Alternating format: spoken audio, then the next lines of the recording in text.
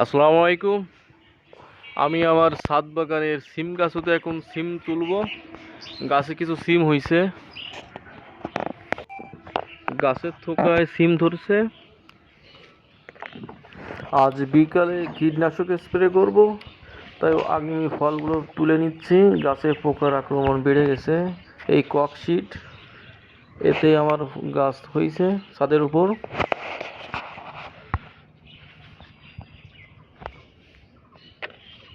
Mug ভর্তি সিম রাখছি, এখানেও একটা হয়েছে।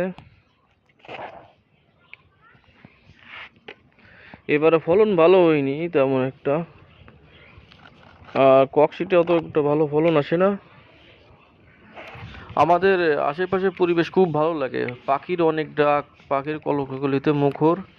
আমি বেশি কিছু বলবো না, আপনারা শুধু পাখির ডাক শুনবেন, শুধু পাখির কিচিরমিচির, সব সময় সব রকম পাখি কিচিরমিচির করে, আর এই শীতের সময় আরও বেশি।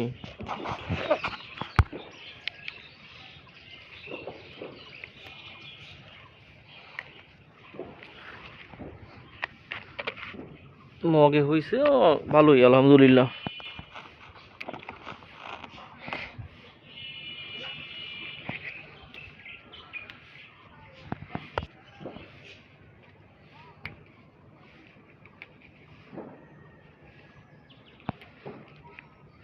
একটু কীটনাশক স্প্রে করতে হবে, না হলে।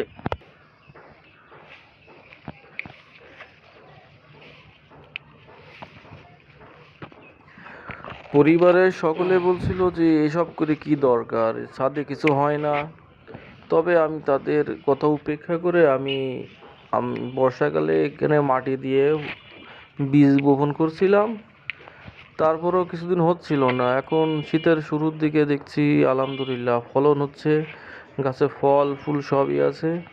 আর আমি এখন ফলন মাঝামাঝি পর্যায়ে। যা হোক, যা হয়েছে আলহামদুলিল্লাহ, যা আশা করিনি তা হয়েছে, এইটাই আমি আনন্দিত।